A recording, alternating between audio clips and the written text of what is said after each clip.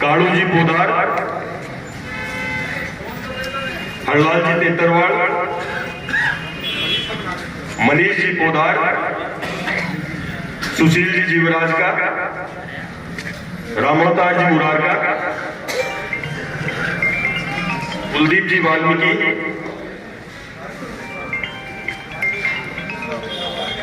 बालकिशन जी शाह, अतुल जी मुरार का, जगदीश प्रसाद जी जांगीर, दिनेश जी को तो ऊपर ही करवा देना, दिनेश जी से स्वागत।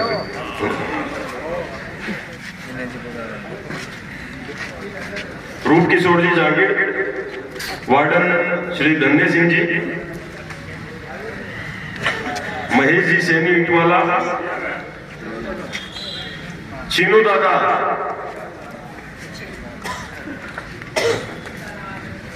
सरवण जी सुरीका,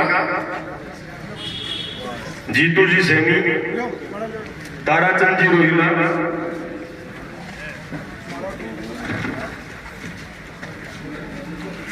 ललित जी कुमावत, मुरारी जी झुंझुनूवाला, गौतम जी खंडेलवाल,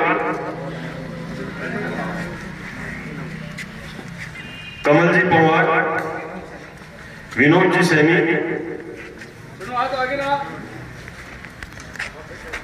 कमल जी कूलवाल,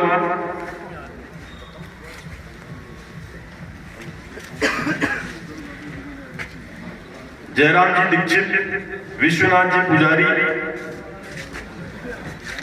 मुरारी जी झुंझुनूवाला, प्रदीप अशवाल, बुद्धराम जी टेलर, सुरेश जी टेलर, लोगो बढ़िया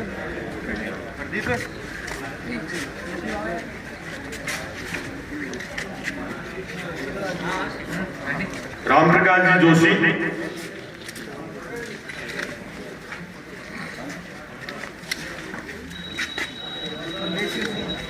धन्य सिंह जी को बोलूँ उनको नाम मंच पे भी आना आदरणीय गुरु जी, आओ ना, आओ अच्छा आओ।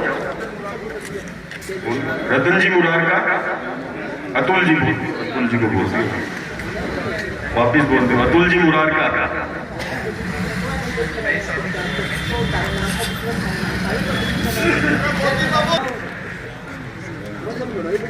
और विशाल से कहूंगा सबकी तरफ से एक बार माला पहना कर रोहिताज जी कुमावत,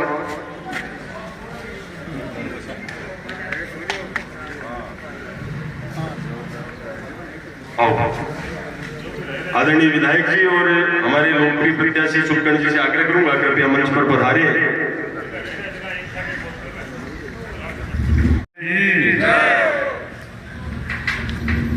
ठाकुर जी महाराज की। और अब आप सब जोर से इतने जयकारों बोला कि ठेठ रामसा पीर ने खुद नहीं लगे कि अपना भक्त एक जयकारो बोलो, बोलो रामसा पीर की। आप लोग कंजूसी के लाडले और पूरे झुंझुनू जिले के लोकप्रिय और लाडले हमारे प्रत्याशी, भारतीय जनता पार्टी के झुंझुनू के प्रत्याशी हम सबके बीच और गणेश चौक में आज इस नवलगढ़ के अंदर चुनावी जनसंपर्क में पधारे आदरणीय सुलकन जी चौधरी जी का मैं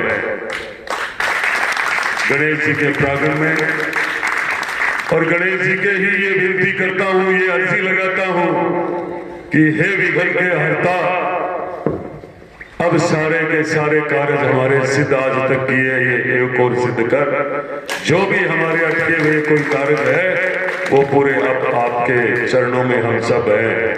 जैसे आपने विधानसभा क्षेत्र नवलगढ़ का चुनाव विधानसभा का आपने निर्विघ्न जिताया, वैसे ही इस लोकसभा क्षेत्र झुंझुनू का चुनाव भी आप ऐसे ही जितवाओ।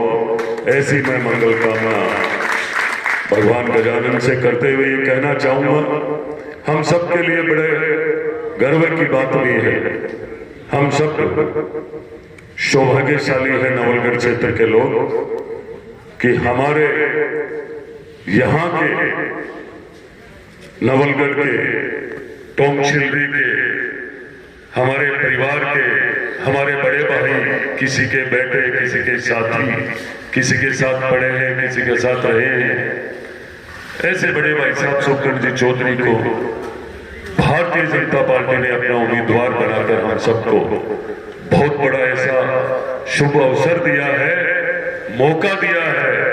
इस पे हमें अब चूकना नहीं चाहिए, पूरी ताकत लगानी चाहिए। और इस ताकत के साथ हमारे पास बहुत समय है। 19 तारीख तक चाहे तो हम पूरी लोकसभा में नवलगढ़ का एक एक मतदाता, एक एक भाई, एक एक पिता तुल्य बड़े बुजुर्ग यदि निकल सकते हैं तो निश्चित रूप से ये लगेगा हमारे शीर्ष नेतृत्व को कि हमने सही निर्णय करके सुखगढ़ चौधरी को टिकट दी थी। राजस्थान में भी सरकार भारतीय जनता पार्टी के आपके आशीर्वाद से बनी है और पहली बार हर एक नौजवान, हर एक बड़े बुजुर्ग के आशीर्वाद से ये कमल का फूल खिला है। ये आपका एक सेवक के रूप में इस नवलगढ़ के गणेश चौक में बोल रहा है कि मैं आपको ये कहना चाहूंगा कि आप ही का आशीर्वाद था, सब कुछ आप ही का था, आप ही के अथक प्रयासों से पहली बार बीजेपी जीती। उसका एक बहुत बड़ा मैसेज गया। इसी वजह से सुखगढ़ जी चौधरी जी को नवलगढ़ के रहने वाले हैं, इसलिए इनको टिकट मिली है। अब हमारी जिम्मेदारी और विधानसभा क्षेत्र से बहुत ज्यादा बढ़ जाती है। बढ़ती है नहीं बढ़ती है, सच्चाई है इस बात को लेकर के। देश में तीसरा कार्यकाल नरेंद्र जी मोदी जी को निश्चित रूप से मिलेगा, कतई कोई सोच नहीं सकता है। दो लोग हैं, एक तरफ नरेंद्र मोदी है और दूसरी तरफ राहुल गांधी है। बताइए आप वोट किसको देना चाहते हो? यदि कांग्रेस की कोई बात करने वाला एक भी कार्यकर्ता दिल में सोचता होगा तो मैं निश्चित रूप से कहता हूं राहुल गांधी का नाम आते ही दिल में यह जगह हो जाती है कि मैं कांग्रेस का वोट कम दूंगा तो मोदी जी नहीं दूंगा।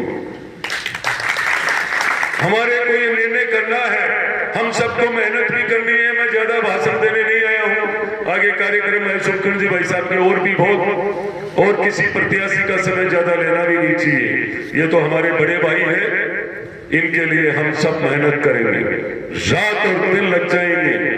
अब जो समय बचा है लगातार, पहले भी बिना सुखगढ़ जी के भी कई कार्यक्रम हम लोग कर चुके हैं, क्योंकि हम धर्म निभाने वाले हैं, धर्म निभाएंगे। इनकी पीठ के पीछे हमारे भाई को टिकट मिली है तो हमें बहुत इससे बड़ा क्या सौभाग्य हो सकता है, इससे बड़ी हम सब के लिए क्या खुशी हो सकती है। सरकार राजस्थान की भारतीय जनता पार्टी की है और जब केंद्र सरकार में यहां से जीत करके हमारे बड़े भाई जाएंगे तो मैं मानता हूं पूरे लोकसभा क्षेत्र का विकास होगा, पर नवलगढ़ के लोग ज्यादा उम्मीद करेंगे नवलगढ़ का ज्यादा विकास होगा। आज अभी थोड़ी देर पहले मैं सीधा मन से ही कहने वाला हूं, ध्यान से सुनना। जब ये तय किया गया था कि गेर का काम पूरा प्रशासन ने आपकी मदद नहीं की क्या, और गेर में समय नहीं बढ़ा क्या, दिखावा नहीं किया जाता है, दिल में जगह होती है। ये प्रशासन सारा आपका दिया हुआ है, ये प्रशासन आपका है, आपकी वजह से विधायक हो और आप आगे तक देखते जाना। इस नवलगढ़ की तस्वीर विकास के रूप में अच्छी बदलेगी और भाईचारा बढ़ेगा। एक एक व्यापारी, एक एक कर्मचारी, हर समाज को मजबूती से साथ लेकर चलूंगा। और ऐसे ही मेरे बड़े भाई सुखगढ़ जी जो चौधरी है, उनका भी भाईचारा और प्रेम निभाने में कोई सानी नहीं है, मैं निश्चित रूप से ये कहूंगा। तो मैं इतना ही टाइम लेकर ये कहना चाहूंगा कि अब हम सबको लग जाना चाहिए, अब समय आ चुका है, घर घर हो जाना चाहिए, हर जगह सोशल मीडिया से लेकर के डोर टू डोर हमें लगना चाहिए। यह नवलगढ़ वो नवलगढ़ है, जिसमें आरएसएस की नींव उस जमाने से लगी हुई है। आरएसएस की पूरे जिले में यदि कोई बड़ी टोली या कोई कार्यकर्ता थे तो नवलगढ़ में है, पहले भी थे और आज भी है। इन्हीं के आशीर्वाद से उन कार्यकर्ताओं ने, उन एक कोहिनूर भारतीय जनता पार्टी के हीरो ने जो मेहनत की थी, बहुत वर्षों से जो तपस्या की थी, उसकी वजह है कि कई सालों से कमल का फूल खिला है। मैं आपका आभारी हूँ। भारतीय जनता पार्टी का विधायक होने के नाते भी मैं निश्चित रूप से आपके बताए हुए मार्ग पे चलूंगा, पर ऐसे कामों के लिए मैं जनप्रतिनिधि हूँ, मैं सोच समझ के भी चलता हूँ। मुझे ध्यान था एक एक पल का, एक भी अफसर ऐसा नहीं था जो मेरे बिना कहे चल सकता था। क्या सोचते हो, ये मैंने धर्म निभाया था। धीरे धीरे आपका व्यवस्था समय पे अच्छी नहीं हो उस दिन मुझे कह देना। इतना ही कहकर मैं मेरी वाणी को विराम देता हूँ। जय हिंद, जय भारत। हमारे संत साथ मंच पर विराजमान, आजाद हिंदुस्तान में प्रथम बार भारतीय जनता पार्टी के कमल का फूल खिलाने वाले आपके हमारे लोकप्रिय विधायक मेरे छोटे भाई विक्रम जी जाखल साहब,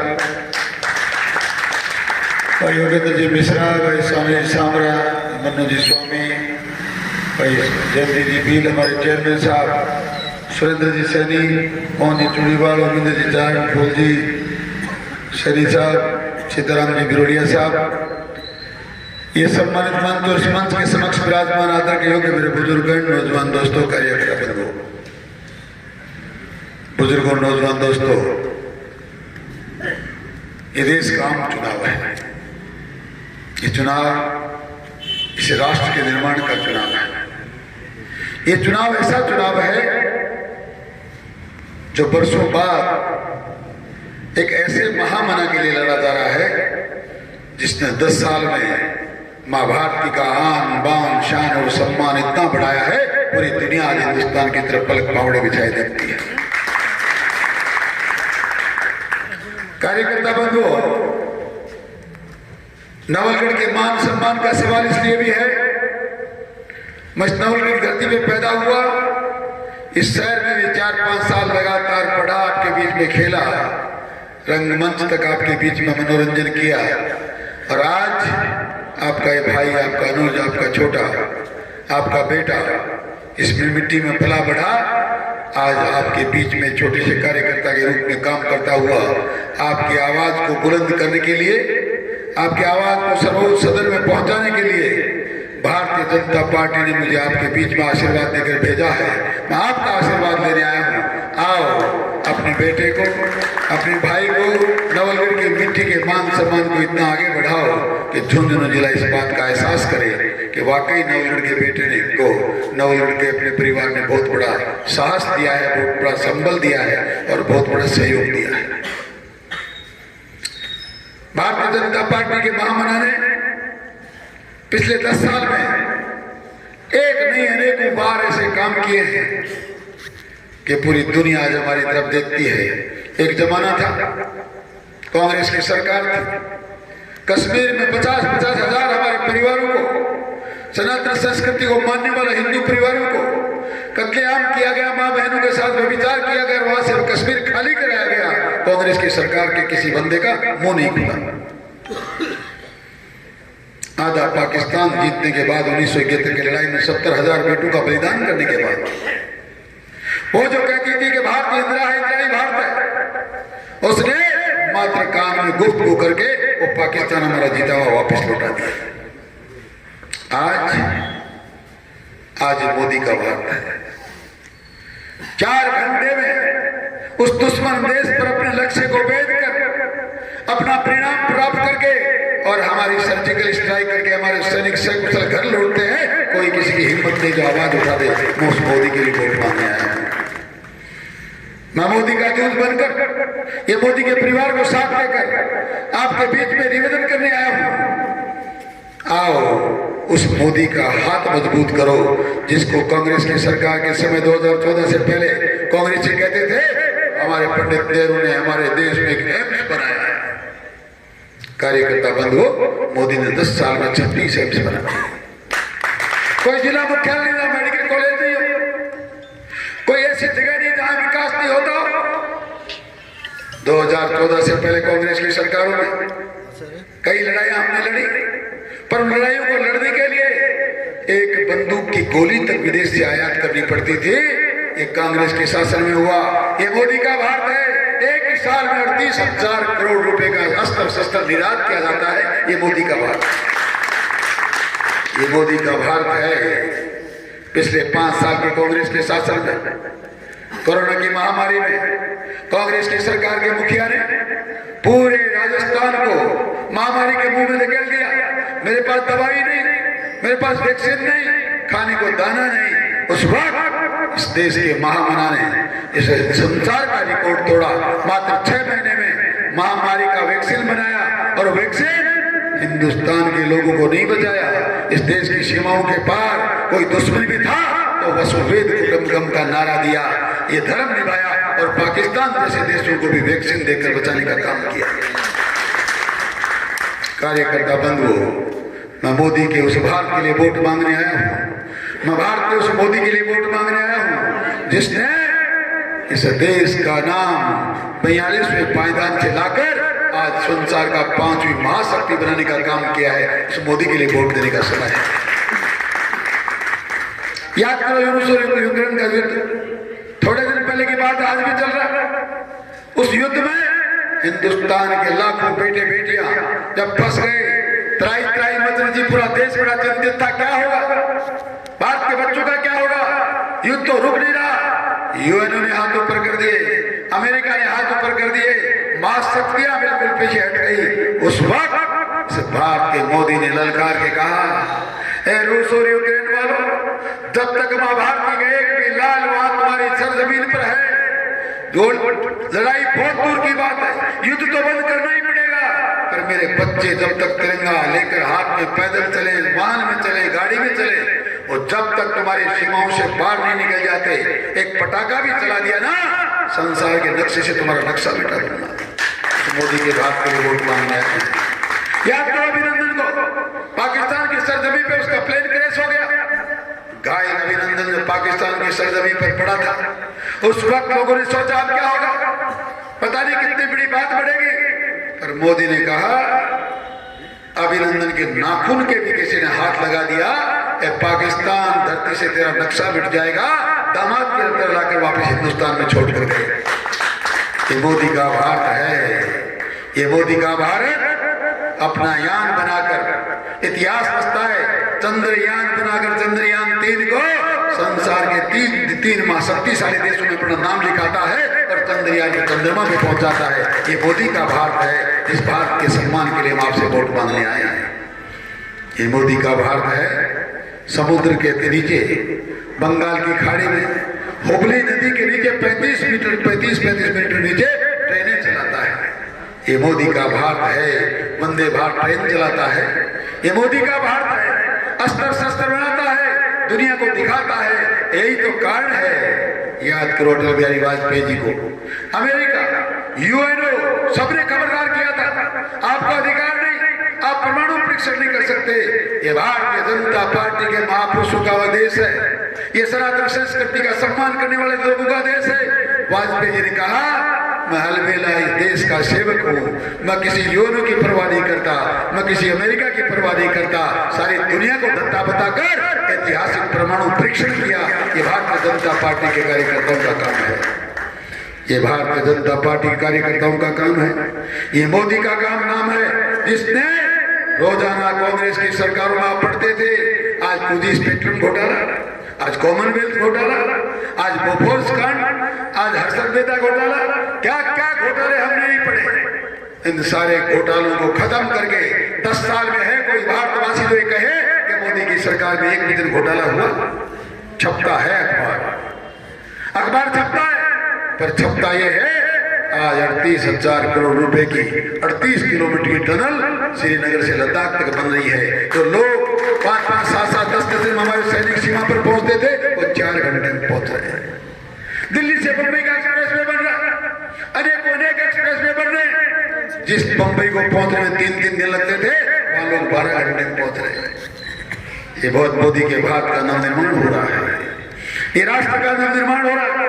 और वादा है आपसे, वो मोदी जी ने गारंटी दी है, मैं तीसरी बार जब भारतीय जनता पार्टी की सरकार 400 पार की बनेगी, हिंदुस्तान संसार की तीसरी शक्तिशाली देश बन जाएगा। ये तोहफा मोदी का है, ये मोदी का भारत है, लगातार विकास की ओर बढ़ रहा है, लगातार देश नए आयाम छू रहा है। मैं बहुत कार्यकर्ता बंधु, मैं आपसे निवेदन करने आया हूँ, ये मोदी का भारत मात्र वैक्सीन नहीं बनाता, मात्र एक्सप्रेस वे नहीं बनाता, ये वो काम भी करता है कि पूरी दुनिया G20 के सम्मेलन में वो लोग जो 200 साल तक हमको गुलाम बनाकर रखते थे, वो लोग मोदी को नतमस्तक होकर चरण छूते हैं और G20 के सम्मेलन में जूते निकालकर नंगे पांव मां भारती को श्रद्धांजलि अर्पित करते हैं। ये मोदी का भारत है, ये मोदी का भारत संसार में ऐसा डंका बजा रहा है, ये मोदी का भारत इतना तहलका मचा रहा है, सीमाएं इतनी सुरक्षित है, ये मोदी का भारत और ये भारत का मोदी हर दिन बिना रुके बिना थके 24 घंटे आपका काम करने वाला है। कोई व्यक्ति जो कहे कि 10 साल में मोदी एक दिन रुका, एक दिन अस्वस्थ हुआ, सुबह अमेरिका जाता है, शाम को हिंदुस्तान में आकर फिर सभाएं करता है, फिर पुनः लौटकर विदेशों में जाता है। लोग कहते हैं मोदी घूमता है, मोदी घूमता नहीं है, मोदी मां भारती की आन बान शान का तहलका मचाने के लिए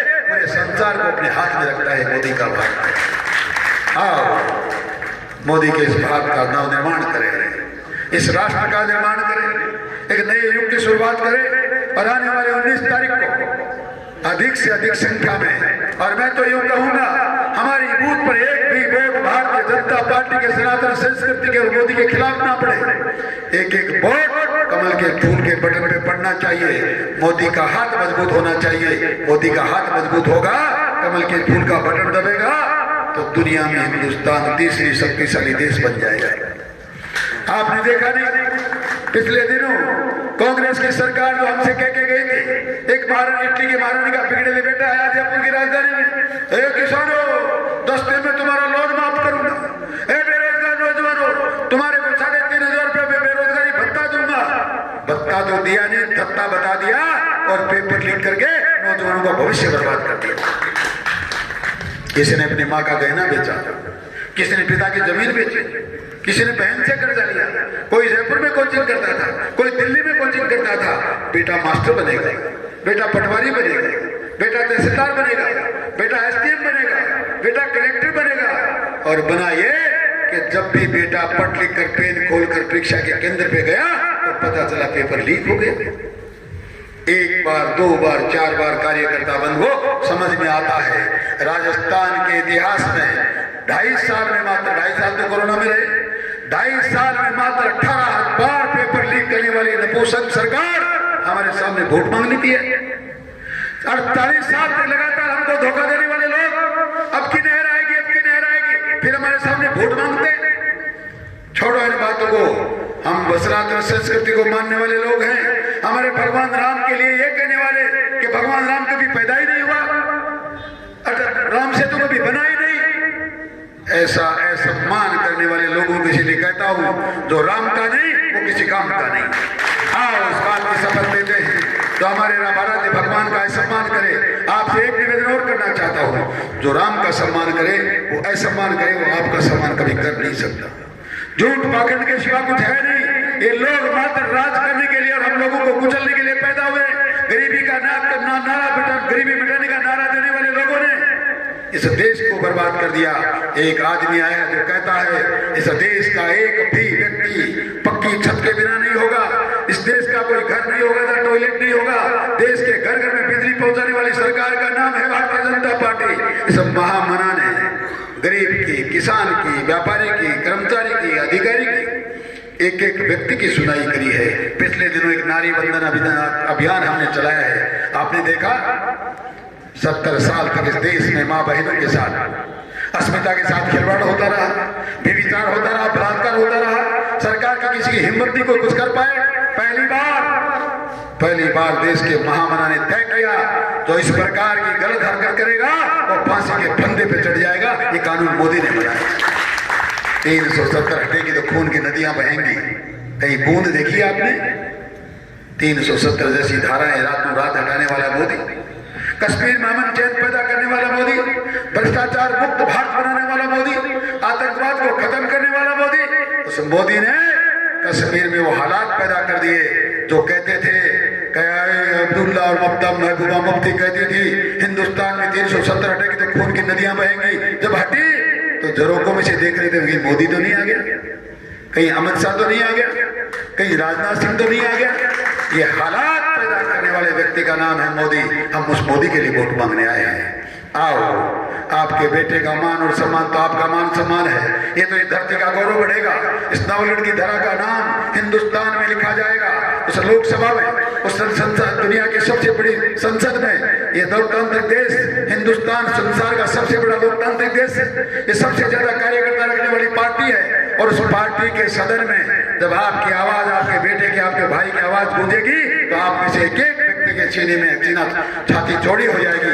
आज हमारा बेटा हमारी आवाज उठा रहा है, आज हमारा भाई हमारी आवाज उठा रहा है, आज हमारा एक छोटा सा कार्यकर्ता हम में से बीच में से जाकर नवलगढ़ का मान और सम्मान बढ़ा रहा है, झुंझुनू का गौरव बढ़ा रहा है। आओ आओ, युग का निर्माण करें। आओ, हिंदुस्तान को दुनिया का सबसे शक्तिशाली देश बनाएं। आओ, आने वाले 19 तारीख को कमल के फूल का बटन दबाकर मोदी के हाथ मजबूत करें। 400 पार का नारा देकर उसको इतना स्वतंत्र करें, उसको इतना अधिकार दे दें, वो चाहे जैसे फैसले करे, पर मां भारती का सम्मान बढ़ाए। यही निवेदन करने के आपके बीच में हाजिर हुआ हूँ। मैं पूरा आशा और विश्वास रखता हूँ कि नवलगढ़ के स्वाभिमानी लोग एक भी दिन नवलगढ़ का सम्मान घटने देंगे नहीं। आपने बिना विधायक के, बिना सरकार के, पिछली बार जब लोकसभा का चुनाव हुआ तो 52,000 की जीत के अंतर आपने तय किया था। कार्यकर्ता बंधुओं, निवेदन करके जा रहा हूँ, अब नवलगढ़ के बेटे का चुनाव है, अब हिंदुस्तान के निर्माण का चुनाव है, अब विधायक आपका है, राजस्थान में सरकार आपकी है। बताओ अब अंतर कितना होना चाहिए? ये गिनती अगर 70,000 से कम होगी तो हमारी नाक कट जाएगा, हमारा सम्मान हो जाएगा। मात्र 70,000 के अंतर के लिए नहीं आया हूँ, आप में से एक एक कार्यकर्ता को न्योता देने आया हूँ। आज का शाम हो गई, आज रात को विश्राम करे, कल सुबह से नवलगढ़ विधानसभा का एक एक कार्यकर्ता मुझे झुंझुनू की किसी न किसी विधानसभा में नवलगढ़ के मान सम्मान और स्वाभिमान के लिए वोट मांगता हुआ मिलना चाहिए। तब आपकी 70,000 की अंतर भी आपका होगा और नवलगढ़ का मान और सम्मान भी बढ़ेगा। काफी लेट हो गई है, अभी 2 मीटिंगें झुंझुनू में और हैं। आज तो इजाजत लूंगा, पर चिंता ना करें, आपका बेटा, आपका भाई लौट कर आएगा। आपके आशीर्वाद को फलते फूलते देखते हुए विकास की गाथा भी यहाँ लिखेंगे, आपका काम भी यहाँ करेंगे, आपके आदेशों की पालना भी करेंगे। और देखिए नवलगढ़ का गौरव। आज भारतीय जनता पार्टी जयपुर की राजधानी में हमारा राज, दिल्ली में आपका राज होगा। हम दोनों भाई मिलकर इस नवलगढ़ का ऐतिहासिक विकास करेंगे। आपको भरोसा देके जा रहा हूँ, आपको विश्वास देके जा रहा हूँ।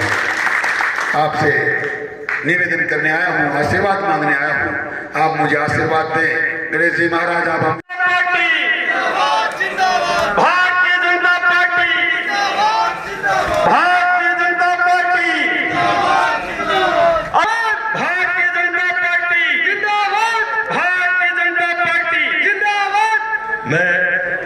हमारे लोकप्रिय प्रत्याशी आदरणीय शुभकर्ण जी, विधायक श्री विक्रम जी, सुरेंद्र जी, श्री ओमेंद्र जी चरण से आग्रह करूंगा वे मंच पे पधारे। काफी समय हो गया और मैं सीधा औपचारिकताओं में नहीं जाके मैं आग्रह करूंगा, कृपया वे मंच पर पधारे और हमारे लोकप्रिय प्रत्याशी जी का स्वागत करें, अभिनंदन करें। महेश जी विबासरिया, हमेशा हम सभी का मार्गदर्शन करने वाले ऐसे श्री विश्वनाथ जी दोषी,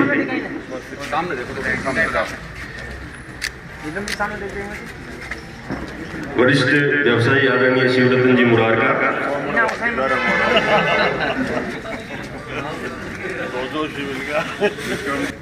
राम गोपाल जी चौकदार,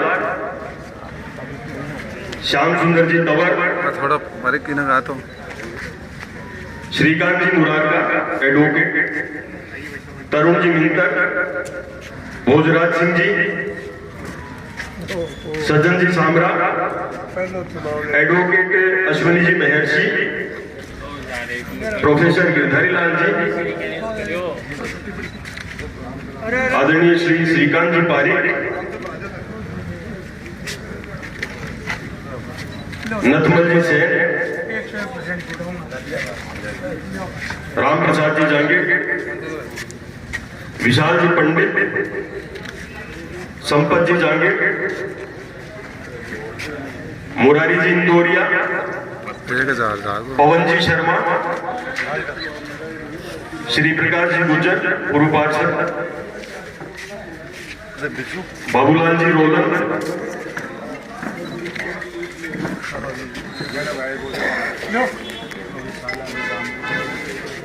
महेंद्र जी बुदेका, सायर असवाल, हेमंत जांगीर, अनिल जी जाखड़, महेश जी सैनी, हमारे किराना व्यवसायी हैं महेश जी सैनी,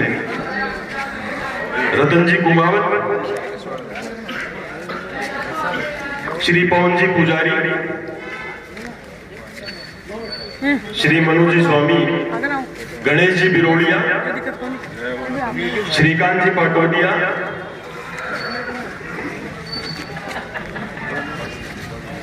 रवि